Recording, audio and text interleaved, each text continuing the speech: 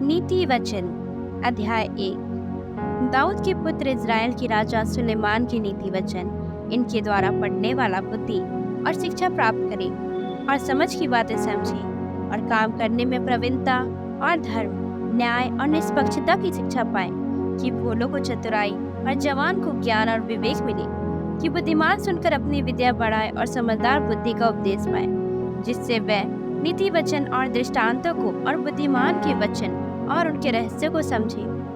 यहोवा का भय मानना बुद्धि का मूल्य है। बुद्धि और शिक्षा को मूढ़ ही लोग तो जानते हैं। हे मेरे पुत्र, अपने पिता की शिक्षा पर कान लगा और अपनी माता की शिक्षा को न तज, क्योंकि वह मानो तेरे सिर के लिए शोभायमान मुकुट और तेरे गले के लिए कंठमाला होगी। हे मेरे पुत्र, यदि पापी लोग तुझे फुसलाएं तो उनकी बात न मानना। यदि वे कहे हमारे संग चल, कि हम हत्या करने के लिए घात लगाए, हम निर्दोषों की ताक में रहे, हम अंध लोगों यदि वे कहे हमारे संग चल कि हम हत्या करने के लिए घात लगाए, हम निर्दोषों की ताक में रहे, हम अंधलोक के समान उनको जीविता कवर में पड़े हुओं के समान नमूचा निगल जाए। हमको सब प्रकार के अनमोल पदार्थ मिलेंगे, हम अपने घरों को लूट से भर लेंगे। तुम हमारा साक्षी हो जा, हम सबों का एक ही बटुआ हो।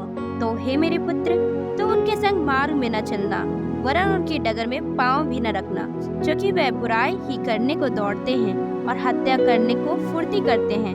क्योंकि पक्षी के दिखते हुए जाल फैलाना व्यर्थ होता है, और ये लोग तो अपने ही हत्या करने के लिए घात लगाते हैं और अपने ही प्राण की घात में रहते हैं। सब लालचियों की चाल ऐसी ही होती है, उनका प्राण लालच ही के कारण नष्ट हो जाता है।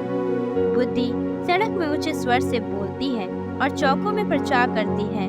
वे बाजारों की भीड़ में पुकारती है, वे फाटकों के बीच में और नगर के भीतर भी ये बातें बोलती है।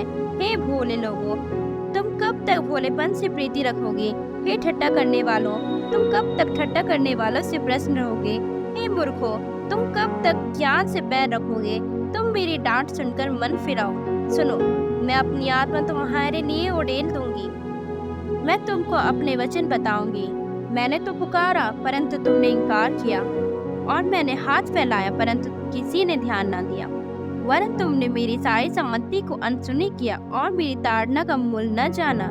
इसलिए मैं भी तुम्हारी विपत्ति के समय हंसूंगी, और जब तुम पर भय आ पड़ेगा, पुरान आंधी के समान तुम पर भय आ पड़ेगा, और विपत्ति बवंडर के समान आ पड़ेगी, और तुम संकट और सकेती में फंसोगे।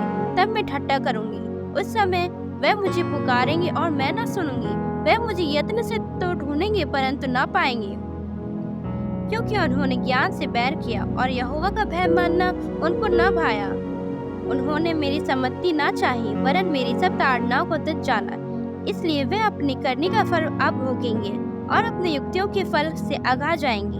क्योंकि भोले लोगों का भटक जाना उनकी घात किए जाने का कारण होगा, और निश्चित रहने के कारण मूढ़ लोग नष्ट होंगे। परंतु जो भी सुनेगा वह निडर बसा रहेगा और बेखटके सुख से रहेगा।